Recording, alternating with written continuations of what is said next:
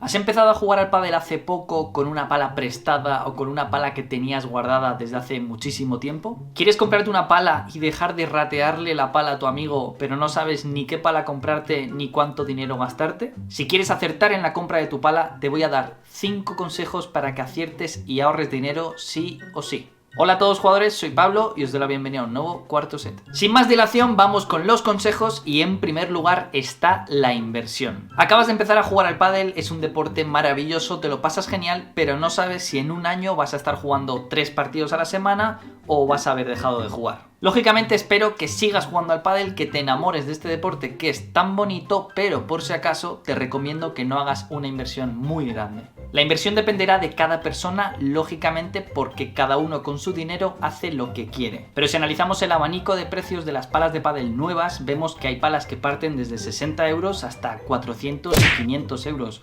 Y el rango, lógicamente, es muy amplio. Así que aquí la clave que te planteo es que no te dejes llevar por el marketing de las marcas.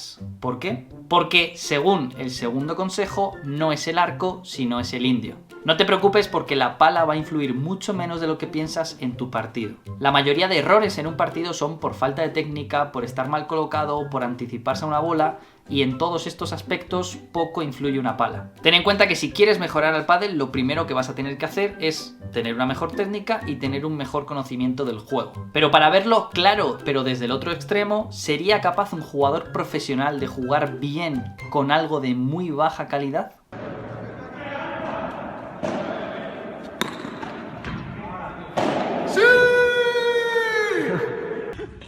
Ahí va. Por fin. Cuando un jugador amateur en un partido no consigue rematar la bola y sacarla por 3, la mayoría de veces va a ser o por falta de técnica o porque en ese momento no tocaba hacer ese golpe. Otra manera de verlo es analizar cómo ganas la mayoría de puntos en un partido. En un partido te dan más puntos los remates, las voleas o los fallos del rival. En un nivel inicial lo que te va a dar más puntos a tu favor es pasar una bola más al campo del contrario. Así que lo importante es que sigas jugando, sigas mejorando, sigas divirtiéndote hasta el punto que sepas cuáles son tus puntos fuertes y tus puntos débiles como jugador. Una vez con ese conocimiento intentaremos buscar una pala que potencie esos puntos fuertes y minimice los puntos débiles, pero hasta entonces tendremos que conformarnos con una pala todoterreno. ¿Pero qué es una pala todoterreno? Pues antes de explicártelo te pediría que si te están sirviendo de algo estos consejos te suscribas al canal para no perderte más consejos sobre palas, sobre técnica, noticias del World Padel Tour, retos con jugadores y de todo. Una pala todoterreno es aquella que minimiza los errores al máximo aunque no potencie ninguna cualidad en concreto.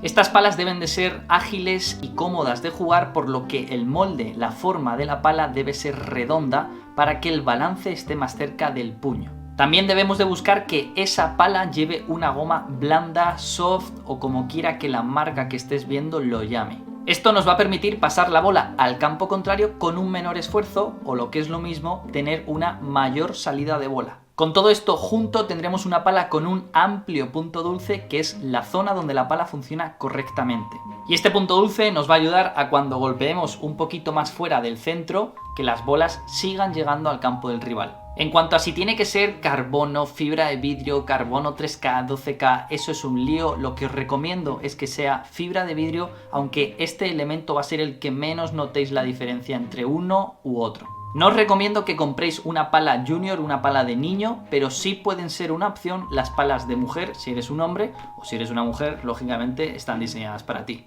Aunque generalmente el único aspecto que cambia entre una pala de un hombre y una pala de una mujer es que las palas de mujer tienen un menor peso. Con todo esto vamos a conseguir una pala que nos dure el suficiente tiempo como para empezar en una etapa de iniciación en el pádel hasta llegar a un nivel medio. Cuarto consejo es que no te centres, por favor, en las palas que llevan los profesionales. Todos queremos jugar como Vela, como Paquito, como Lebron, como Galán, pero la realidad es que la gran mayoría de jugadores profesionales no juegan con las palas que se venden y juegan con palas hechas a medida para ellos y para sus cualidades. Por ejemplo, Lebron juega con una pala diamante para que el balance esté situado en la parte superior de la pala y encima le pone plomo en la parte superior para que sea aún más cabezona. Sin embargo, Chingoto juega con una pala redonda intentando buscar que el balance sea lo más cercano al puño. Al fin y al cabo debemos de ser sinceros con nosotros mismos y con nuestro nivel de juego para que no compremos una pala que no nos conviene y nos impida progresar adecuadamente. Y esto lo digo por experiencia personal porque cuando yo empecé a jugar al pádel me compré la pala de vela, en aquel entonces era una pala muy dura, muy cabezona, muy difícil de manejar y yo me creía el crack, pero realmente esa pala no me estaba haciendo bien y cuando se me rompió y me dieron una pala a probar, una pala más blandita, la verdad que para mí eso era otro deporte. Quinto consejo responde a cómo sé cuándo mi pala se me ha quedado corta y debo comprarme una nueva. Lo primero que debemos de entender es que las palas son productos que con el paso del tiempo van perdiendo cualidades y más aún si las utilizamos constantemente. Lo normal si juegas un partido o dos a la semana es que cambies la pala cada año, año y medio o dos como mucho. Sin embargo, si piensas que la pala que tú tienes se ha quedado corta para tu nivel de juego, mejor hazte la siguiente pregunta. ¿Realmente en qué notas que esa pala se te ha quedado corta? O si crees que con una nueva pala vas a bandejear, vas a volear, vas a rematar mejor. La gran mayoría de veces la respuesta debería de ser seguir con la pala que tenéis hasta que realmente sepáis cuáles son vuestros puntos fuertes y vuestros puntos débiles como jugador. Y cuando tengáis esa información podéis optar por seguir dos caminos distintos. O bien maximizar esos puntos fuertes o bien minimizar los puntos débiles. Pongamos como ejemplo que eres un jugador agresivo, que te encanta rematar y eres con el golpeo en el que más puntos ganas y donde más cómodo te sientes. Podrías comprarte una pala diamante con el balance alto, muy dura, para maximizar esos remates, o bien podrías intentar comprarte una pala más de control para intentar minimizar tus aspectos más débiles, que generalmente va a ser la defensa. En mi caso yo iría por el segundo camino e intentaría comprar una pala que mejore mis puntos débiles. Porque siguiendo el ejemplo de antes, si me compro una pala especialmente para el remate, lo más seguro es que siga perdiendo puntos en defensa, eso me hará frustrarme más y eso me hará rematar más veces, con lo que el ratio de acierto y error en los remates se inclinará más al desacierto. Bueno, después de estos 5 consejos seguro que os preguntáis, ¿y ahora qué pala me compro y dónde me la compro? Es imposible decir una pala en concreto, en el mercado hay más de 100 marcas que la gran mayoría de ellas fabrican en las mismas fábricas, así que las diferencias entre una y otra no van a ser muy grandes. Casi todas las marcas conocidas tienen una gama de producto más bajo, entre 80, 120 o 150 euros como mucho, para un público más de iniciación o que se quiera gastar menos dinero, y luego hay otras marcas que no invierten tanto en marketing y que tienen unos precios más reducidos. Lo que hace mucha gente y es más sencillo es acudir a aplicaciones estilo Wallapop y buscar palas precintadas para que sean nuevas, que ahí suele haber entre 60 a 80 euros y de muy buena calidad. Pero por favor, antes de comprar en Wallapop, aseguraros que el vendedor que os la va a vender es de fiar.